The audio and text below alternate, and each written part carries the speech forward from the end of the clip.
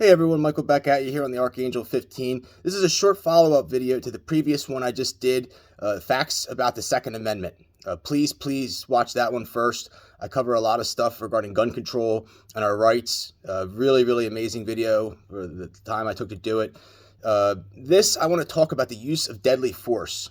In the eyes of the law, people going to a gun or a firearm for protection is not equally the same in the eyes of the law. They really don't explain this. This is something that you kind of have to almost take upon yourself.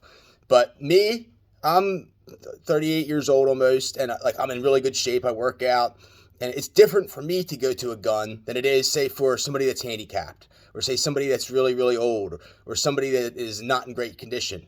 You know, I have every opportunity to defend myself before I would need to use deadly force to do such a thing. Now, like I said, it's really, like I said, the 10th Amendment gives states each individual state the right to basically decide how they want to judge the law for themselves. It gets into this ambiguity or gray area, what have you, of interpretation of law.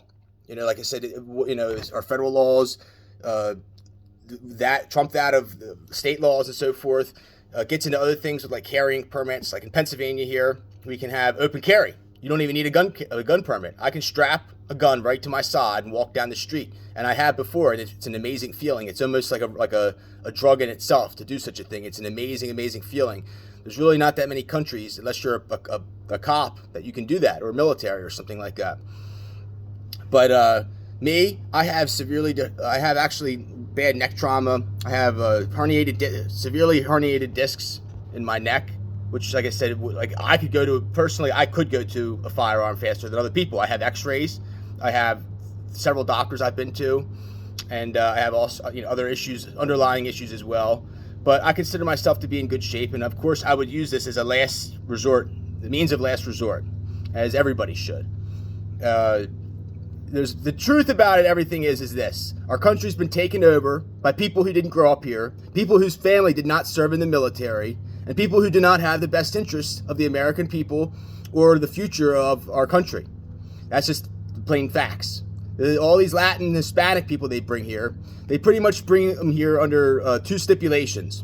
One, that they will vote Democrat, and two, that they will not own guns. And they pretty much, that's how it basically goes down with all these illegal immigrants. They killed off an entire generation of white middle-class kids with fake heroin and other things. As like I said, basically now COVID and other things as well. Basically, they want a slave race. They're silver spoon kids, the evil rich elites. They don't want to work. Like I said, they sent all of our jobs overseas years ago. They don't want to work. Their kids don't want to work. And believe me, they do not want their kids to have to work, especially now in this environment. And like I said, they'd rather have slaves here. People who, like I said, are at their beckoning call and do what they want to do. And like I said, don't ever question them. Don't ever challenge them. And as an old friend of mine once told me a long time ago, this is why the rich had or wanted to get rid of the middle class. There were several reasons of it, because the middle class were the only ones in a position of power to question their authority, to hire attorneys, to take them to court, to step on their toes, to like I said, to basically resist. And like I said, not only that, the middle class would go to their beaches, they go to their ski resorts, they go to their shopping malls, they go to their fancy restaurants, they buy their bottles of wine. They didn't like that. That's why they wanted the middle class gone. They I guess and plus it makes them feel guilty or something like that. It's easier just to have a race of peons that they consider to be like an animal race or something like that.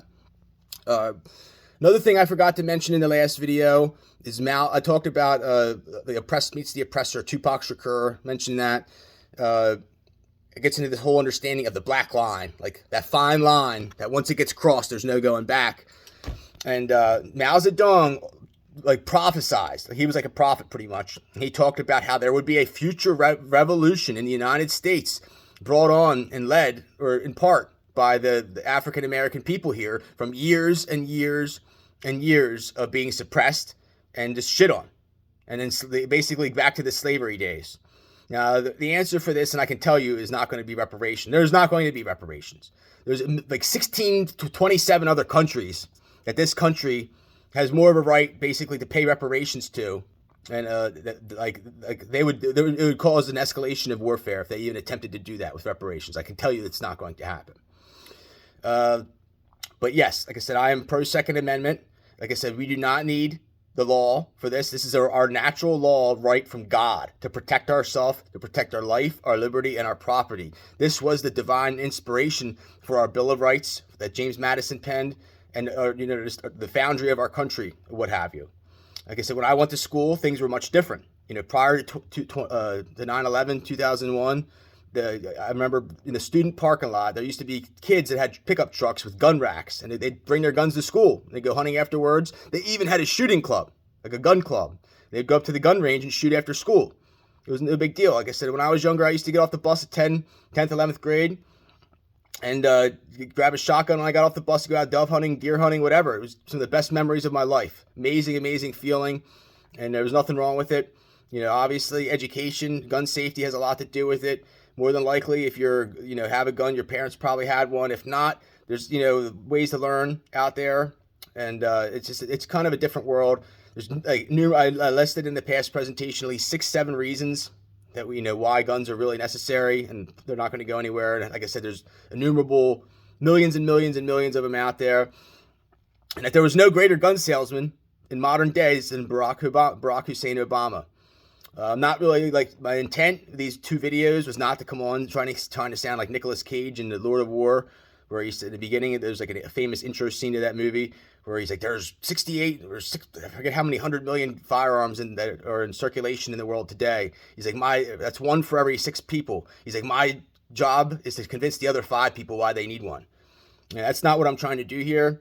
But like I said, I can tell you without a shadow of a doubt, there's a lot of people who are anti-gun that are now, like I said, at least open to the idea of it, or possibly gun owners themselves. After COVID, after all the riots, after all the nonsense, like I said, I'm telling you, you can believe it or not, I really don't care, but you will sleep better at night, and your family will probably sleep better at night if you have a gun. And the cops, they'd probably feel a lot better as well, knowing this. Unfortunately, a lot of them sold their souls to people like Trump and others.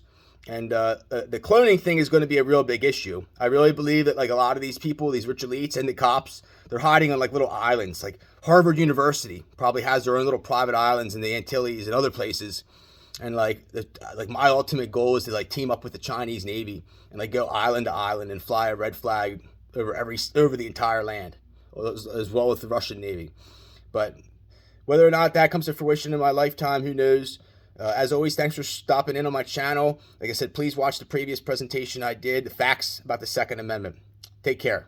This, like I said, was on deadly force, and just understand that not everybody can go to a gun the same. Like an older lady can go to a gun before I can. Like I said, if I shoot an older lady, it's going to look a lot, like I said, I'm going to have to answer questions in the eyes of a judge of why I had to use a gun when I couldn't just use my arms or hands or whatever. This is very important. And all gun owners must understand this. Take care. God bless. I do want to also say too, like I said, every state is different. For instance, in Texas, I believe, if you steal something that somebody uses to make money, like a pickup truck or like a tractor trailer, you can shoot them. I don't know if the law is still that way, but you get what I'm saying. Take care, folks. God bless.